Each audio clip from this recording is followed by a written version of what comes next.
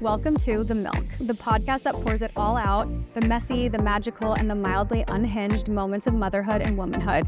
Real talk, honest stories, and reminders that none of us really know exactly what we're doing, and that's kind of the best part. I'm Taylor, your host and soon-to-be mom of 3, so let's laugh, learn, and milk this season of life for all that it's worth.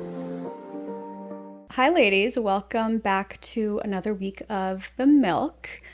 I have a feeling, or at least I have a hope, that this episode is going to be very helpful and useful, not just for the soon-to-be moms, but also the moms just adding another child into the mix, like myself. I feel like this even was a great refresher for building my own registry or just figuring out what I need, like what I actually need and what I don't need. I feel like social media and everything we see, we're like, oh, do we need this? Do we need that? Especially on like TikTok and TikTok Shop and all the things that I really want to just kind of simplify and optimize our registries today and just help prep for baby. I'm now almost 31 weeks. My daughter's feet are sticking out of my rib right now. So sorry, my pants are unbuttoned if you're watching this. I feel like they'll probably be unbuttoned until I give birth while recording podcasts. After this episode, I'm actually heading to my 30-week appointment. I finally get another ultrasound. She's been so stubborn. I don't know if anyone else's baby does this right now, but she's been like hiding in my placenta. So we haven't really been able to see her face since like the very early weeks. So I'm curious to see if she'll come out. I brought like Sour Patch Gummy Bear Sour Patch Kids. Every single time we have an ultrasound to try and get her like active and moving out, and like the rest of her body's active, but this girl just wants to keep her face a surprise, which I'm fine with, but also it's so cute to like see the little button noses in the ultrasounds and everything. And then also our last appointment at 28 weeks, I feel like it's kind of early, but now going in almost 31 weeks, last time we put in a request for certain dates for our induction. So I'm praying that we can solidify that this time. We're there today. So just like, I feel like the third kid, it just feels like logistics. Like I've never gone into labor naturally, and I've always really wanted to. But this time I feel like I just need like an end date, just because the logistics of like the kids still have school. We still need help with figuring out childcare while we're at the hospital. We don't know how long we'll be in the hospital for. Like there's so many things that I need to figure out, like school lunches and breakfast, and I'm spiraling already. But all the things that like life still goes on while we're at the hospital. So part of me kind of just wants to like have a date and prepare. It takes out some of the fun, but I'm like, you know what? For a type A gal like me, I feel like I kind of need that. Anyways, like I said, today is about optimizing our registries and just making the transition to prepping for baby, and making the transition for prepping for baby just as easy as we can possibly make it, because it can be overwhelming and it can feel like a lot, especially in like those last weeks. They always seem to fly by. It's like you want your pregnancy to go by so fast, and then in those final weeks, you're like holding on for dear life. Sorry if you heard that. That is my daughter, like an elephant running through the hall going down for nap time.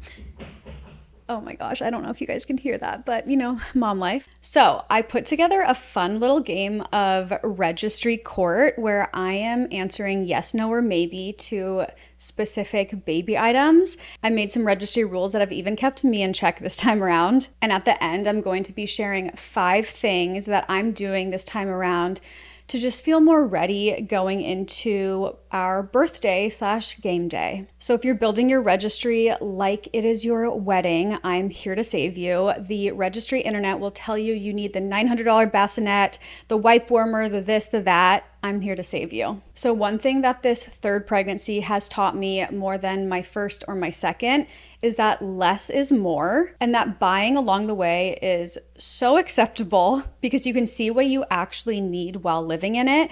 And Amazon nowadays, you can get things overnight that, like, if you need something, you can go 12 hours without it and you'll get it first thing in the morning. There's also Instacart. Okay, so let's get into my registry rules. Number 1, when building your registry or going to buy something, always ask yourself these 3 questions. What problem is it solving? Is there a cheaper or simpler version? And will you still be using it after 8 weeks? I feel like this goes for almost everything besides like clothes, just because kids grow like weeds. So they might still not be in it after 8 weeks. So I feel like for clothes, this just doesn't count. Rule number 2 is register for the problem, not the product. I feel like this is one of my favorite rules. Just like making sure everything that you're buying has intention rather than the product just looks like a shiny new object. Rule number 2 is buy only one of each category until baby has preference. So you don't need 3 different rockers. Start with one. I feel like we fell victim to this the first time around. We had like 2 or 3 different ones, and I swear we only used one. The other 2 just sat there and were pretty much brand new the entire time. Rule number 4 is buy for your specific lifestyle and not Instagram or TikTok's lifestyle or the lifestyles of others. I feel like this really comes down to how you live, if you're in an apartment or a house or live by the beach or in the city. Also, if it's your second baby versus your first baby. And rule number 5 is the 24-hour pause on anything that's over $150. I feel like this just stops that panic purchasing where you might get buyer's remorse after buying something where you think you're so desperate and need it. And then later on, you're like, wait, why did I buy that? I was not thinking straight. So pretty much all this means is that you are waiting 24 hours to think about this product again before buying it. It's kind of like my rule with shopping. If something's like really expensive, I'll give myself time to like reflect on the product. And if I can't stop thinking about it, I'll be like, okay, I need it. But if I kind of forget about it, I'm like, okay, it wasn't that important or like that big of a necessity anyways. And rule number 6 is if it needs an app, it needs a reason, not just some absurd purchase that requires you to download an app and use the app to use this thing. Like make sure that if you're going through all of that hassle, that it's actually something that serves a purpose and that you'll actually need. Okay, so next I want to talk about the zones method. I feel like this is probably something a lot of people do, or maybe you don't, I don't really know, but I feel like it helps you compartmentalize everything that you need or just like categorize it better. I feel like when you're just thinking of your registry as a whole, it's like this mumbled jumbled mess where it feels really overwhelming and you don't know like where things go. So there's this zones method where we break down everything you need into 5 different zones. In this episode, I also didn't want to just like rattle off a ton of products and talk about them. I wanted to spare you the boredom. So instead, I'm kind of talking about these zones and then I will like trickle in some of the products I recommend and talking about them.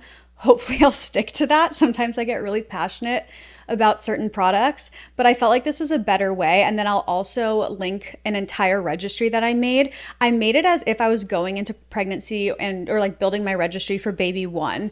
So this time around, I don't need nearly half the stuff that I have on here, but I thought it would be more helpful if I was like planning a registry for the first time ever. And by all means, do you not need everything on my registry? It's just more of like my top picks and things that like I've used in the past or brands or products that I personally recommend and stand behind. So yeah, take what you want, leave what you don't. Okay, another rule of thumb that I love to live by when it comes to like baby gear and products, just because there's so much stuff out there, is that I love to invest in the things that I will be using the most. So for me, that is a stroller, a car seat, a nursing chair, our crib. But at the same time, you do not need to be purchasing the highest price point of that specific product. For crib, for instance, like there are $1,500 cribs out there. You can get an incredible one for $600 to $800 or less than $600 that does the exact same thing. And it can turn into a toddler bed. It's like it can convert like 3 times or whatever that is. So definitely invest in those things, but investing in those things does not mean it needs to be the most expensive version of that. Okay, so let's get into the 5 zones. Number 1 is the sleep zone. This pretty much means like where baby sleeps and where you survive nights. So we can start with a crib. I've gotten a few different cribs. I got a very nice one gifted to me by a family member with Aspen. And then for Bash, we purchased the nested crib, and I cannot speak highly enough about the nest egg. I love that it starts as like a bassinet size and then it can go to a crib, which we're still in with Bash. And then it'll also turn into the toddler bed when the time comes, probably by the summer with Bash. I'm terrified for those moments. So yeah, and I feel like it's pretty well priced. But I feel like for cribs, like they all do very similar things. As long as it's not gonna fall apart, a crib is very straightforward. And then for a nursing chair, in the past, the one that I had for Aspen and Bash was the Baby Leto. I love that it had, I think it was manual or automatic, to like put your feet up. And then it also had a phone charger, which is genius because when you're spending so much time in there, it's nice to be able to like have your phone and just scroll. And then this time around, I'm so excited. I got the Paxton by Pottery Barn. I got it. It's a little bit of like a bigger, wider nursing chair. I got it in this like teddy faux fur in this oatmeal color. I can't wait to show you guys. I got it just because with the two other kids, I just had a feeling that they'd be like crawling all over me in it. So it's a little bit more wide, but it's just like, it literally feels like a cloud. So I'm so excited to get one. That was like one of my splurges just because I knew I'd be spending a lot of time there. So that's personally where I put more expense into than like other areas of the nursery. Gotta have a sound machine. I've used the Hatch both in our nurseries, and then they also have the newish portable Hatch one that I would just like clip on to our stroller. I swear by the Hatch. I'm sure there's other ones out there, but those are the ones that I have used and they're tried and trues for me. And then as far as baby monitors, I know there are a lot out there, but that is another necessity in this zone. I love the Nanit. I swear by the Nanit. I've gotten it now. This will be my third time. So clearly it's one of the essentials to me. And then this is kind of random. But something that you do also use in the sleep zone when baby gets sick is a humidifier. There's like this really good one by Canopy. It's something that you don't necessarily think about putting on your registry, or maybe I didn't the first time around, just because it's something you might not like use all the time, but to me it is an essential. I would just like put it next to the crib anytime my baby had a stuffy nose or a cough or anything, and put essential oils in it and stuff, and it would just help so much, and it would ease me at night knowing that it was kind of like helping to like break up all the congestion and anything like caught in the chest. Okay, zone 2 is the feeding zone. To me, this is like breast, bottle, formula, all roads that lead to fed. Number 1 is breastfeeding or formula pillow. I've used the Boppy every single time. I've also heard that Breast Friends is amazing. And then my girlfriend Shelly, who's a lactation consultant who I'm having on the podcast soon, she came out with a product called the Lolo Baby. And it's like essentially an on-the-go breastfeeding pillow that also is a wrap for like to shield and protect from like your boobs being out in public. It is incredible. So she can talk more about it then, but I just feel like that's such a good one for anyone who's like feeling uncomfortable about having to breastfeed on the go. And it like literally holds your baby up, so you don't really like have to put too much strength into it. And then of course bottles. I always go for the anti-colic ones just to try and avoid as many digestive problems as possible, especially in like those early months with a baby. This time around, I'm going all glass. I know it's a little bit more of an expense, but to me, it seems much more worth it. Before, I was not in all glass, and I'm finally waking up to this whole glass thing. I love Dr. Brown's and I love Philips. Also, babies are so interesting that sometimes they prefer others and hate other ones. I also, my last few times, I got like the bottle kit where you have like 5 or 6 different bottles in it. It's like the starter kit. They're on Baby List, and those were amazing because I could test out one of each rather than having to buy like a 6-pack of different ones and then going to waste. And then on the topic of bottles, if you are expecting that you'll be incorporating bottles, or maybe you're just doing straight formula, definitely a bottle washer / sterilizer. I can't remember which one I had in the past. I also linked it on my Instagram the other day, and I can't tell you how many DMs I got where they were like, no, go with the Mom Cozy. I saw that it was less expensive, and also it had really good reviews. So I'm going with the Mom Cozy this time. So I'll keep you updated, but like every single person recommended that one. And bottles were like the death of me. You go through so many a day, and just washing them constantly. It's like however many diapers you go through the same amount of bottles. Okay, and on the topic of pumping, I'm sure a lot of people know this, but just in case people don't, you need to go to pumpingessentials.com to get your pump covered by insurance. It should cover your pump. I feel like everyone I've talked to has gotten a free pump on there, but there's also like an upgrade. So you can pay $20 extra or $50 extra for like a really, really, really nice pump. But I've done that both times, and like you do not need to pay for your pump. The ones I've used that I love are the Medela and the Spectra. The Spectra is definitely more intense, but as someone with a low milk supply, it would really help me. And then the Medela just like really works. It was like my tried and true, just really good pump that I just always knew what I was getting. It never did me wrong. So I always recommend that one. And then under the feeding category, something that I'm like wishy-washy about, but I wanted to throw out there is a high chair. Obviously it is so important, and safety and the way it like holds the baby up right with like the feet down or like flat to lessen the chance of choking and whatnot, like so important.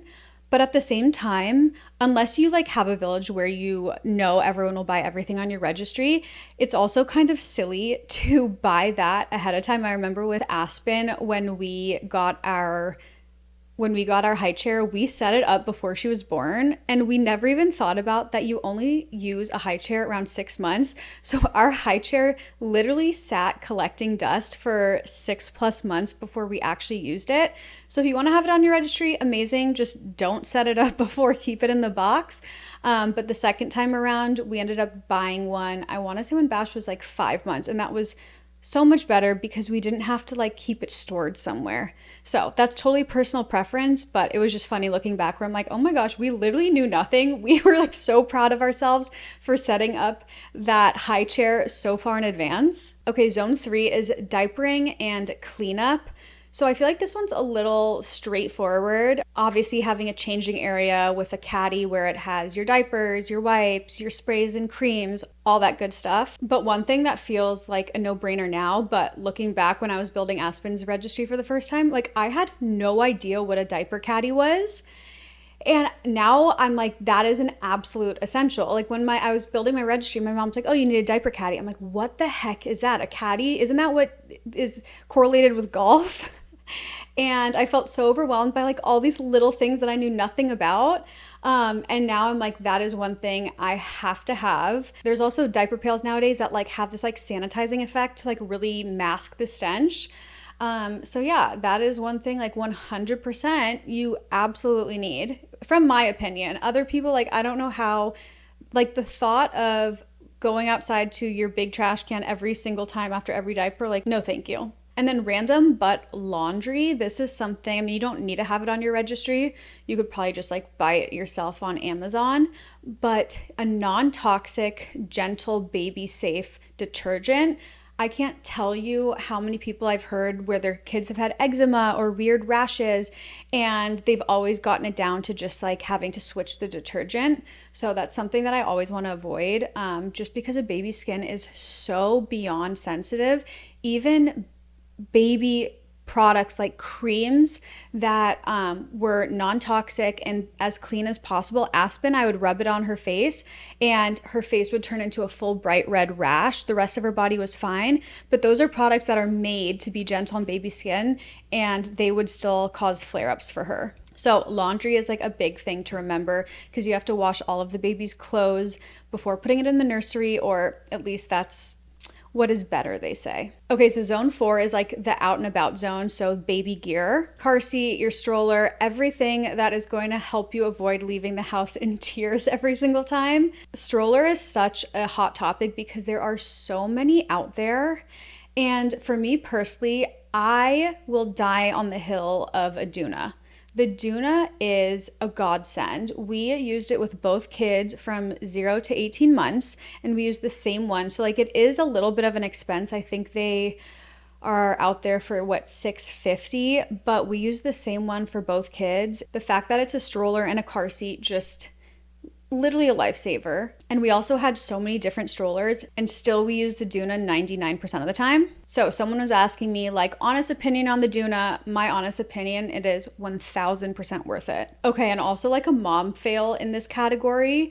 Other people might agree or maybe disagree. This is just like my personal experience, but I did a poll on a double stroller when we were expecting Bash.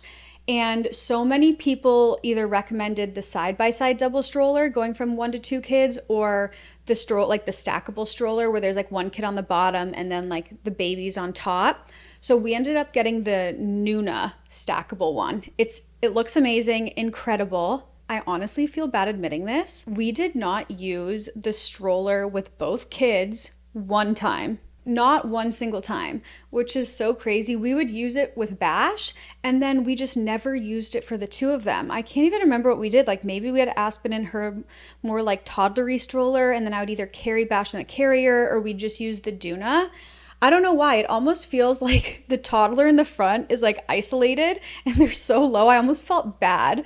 And I'm sure other people like it, but that was kind of like one of those buyer's remorse things where we thought we were going to use it so often. And yes, we used it for Bash a few times on his own, but never as a double stroller. And then when Bash was maybe like a year and a half, we got a side-by-side stroller when we were going, I think, or maybe we got that when he was 1 going to Europe, something like that.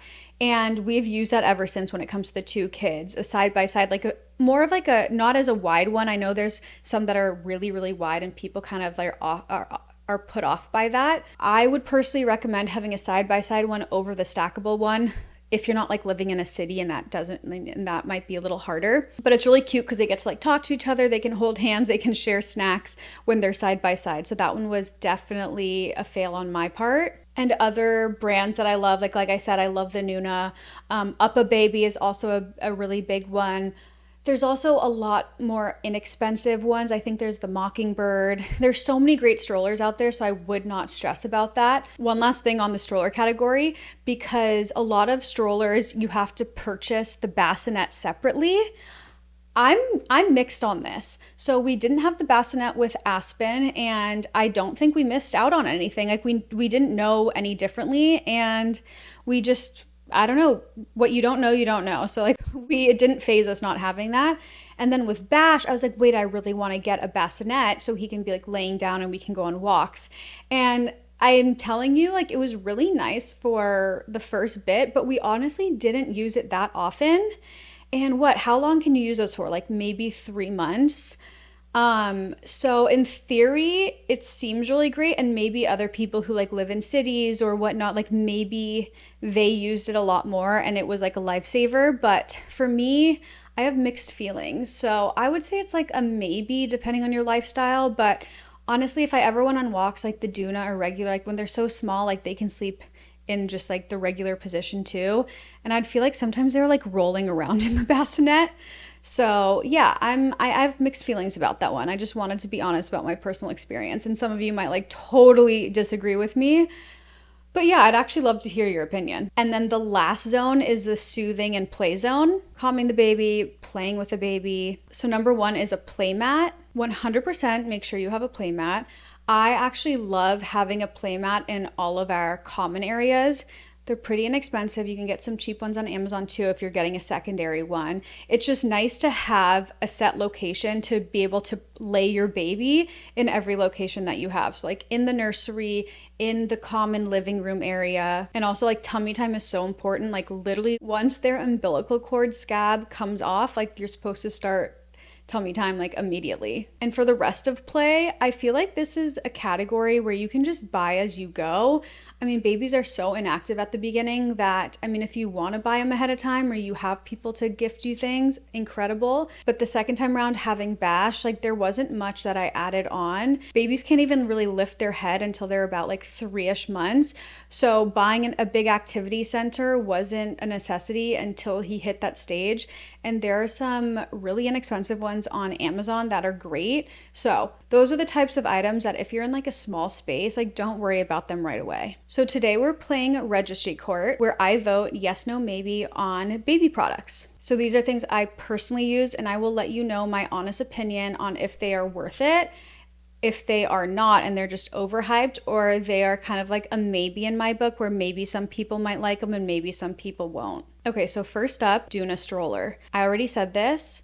Absolutely yes, 1000% Yes to the Duna stroller. It's worth the expense. It lasted us 18 months per child. It's incredible for traveling with. It was our stroller and car seat 99% of the time until we hit 18 months. Yes, no, maybe. Wipe and bottle warmers. I'm gonna say maybe. I personally think they create picky babies. That sounds a little harsh, but they really do become reliant on the warm aspect. So if you're traveling and you do not have a warm bottle, your baby is most likely going to freak out, and you have to have extra stuff in your luggage, like a portable warmer. And if it's not warm in time and your baby's starving and they're screaming and you're trying to warm, it's stressful. I've been through it with my first. The second time around with Bash, when we formula fed him after 6 weeks, and we just used room temp bottles, and he never knew the difference, and it was never a problem.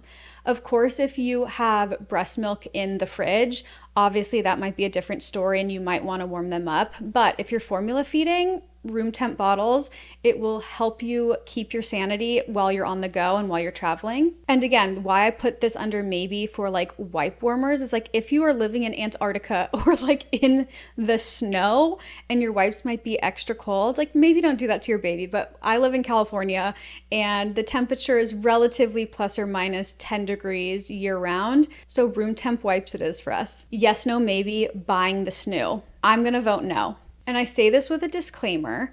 Buying, no, I say rent the snoo. My reason being is that some babies absolutely love it and some babies absolutely hate it. So imagine spending $1,200+ on buying the snoo only for your baby to hate it after 2 days. We rented it every time. With Aspen, she absolutely hated it. So we kept it for the minimum amount of time and then we returned it. And with Bash, he absolutely loved it. Yes, no, maybe baby puree maker. I'm gonna say maybe. For me personally, we got gifted a very expensive one and we still have it in our box. That was over 4 years ago. With Aspen, we did baby-led weaning, and then with Bash, we did a mix, and for some reason, we just never used it. But then there are those moms who absolutely love to puree. It becomes like a hobby. So that's why I put it in the maybe category, because some people might be like, I really don't need this.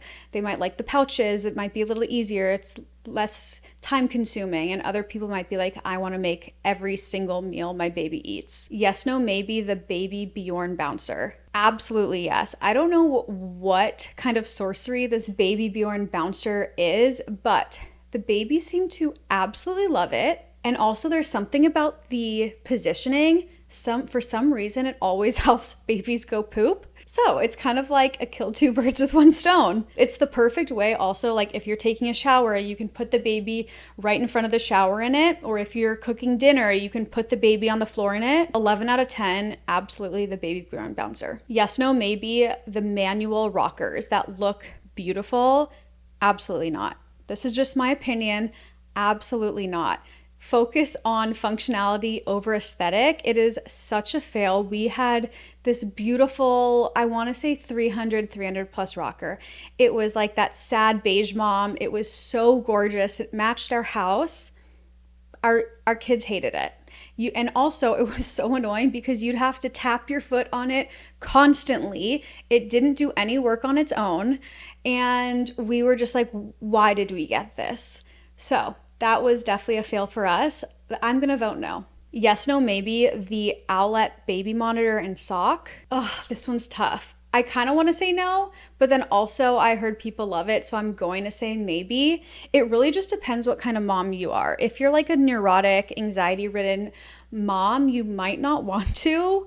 We got it with Aspen, we didn't get it with Bash. The sock might ease all anxiety, but at the same time, the amount of times it malfunctioned or like started to die and lose battery, and the sound would go off and it would wake us up in the middle of the night. I would have a straight panic attack, run to Aspen thinking she's like not breathing. And all of that to be like, oh, it just was not on her foot the right way. She kicked it off and it was like half off. And that's why it was sounding the alarm. In some instances, it might ease anxiety, but in others, it might peak it. So you can be the judge of that one. Yes, no, maybe the Nanit baby monitor. Absolutely yes. We are buying the Nanit for the 3rd time. It is my absolute favorite product for a nursery. Yes, it's on the expensive side, but it is something that we use My daughter is 4 years old and we still have it for her.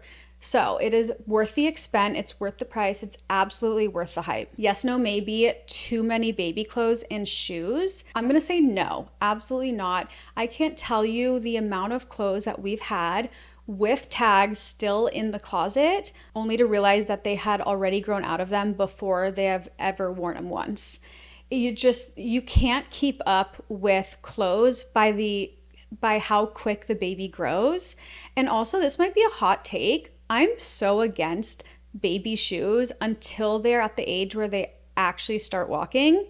It just feels so silly and like somewhat torturous for these kids to be wearing these clunky things on their feet that they can't use yet. Yes, they're cute, but maybe for like a picture, I can't get behind them having to wear these heavy Nike shoes on their feet when they're still like 4 months old, not even sitting or crawling. Yes, no, maybe portable pumps that just slip into your bra. I'm gonna say maybe. In theory, the idea is great. Like, I'm all about multitasking and being able to just slip a pump into my bra while I'm cooking, doing laundry, doing errands, or anything around the house. But for some reason, they draw so much less milk. And coming from someone with a low milk supply, I almost felt like they would cause my milk supply to dip because they weren't drawing enough out, which made my body think that I didn't need that much milk. But for maybe moms that have an oversupply, they might be nice to just be able to slip in to get that extra milk out,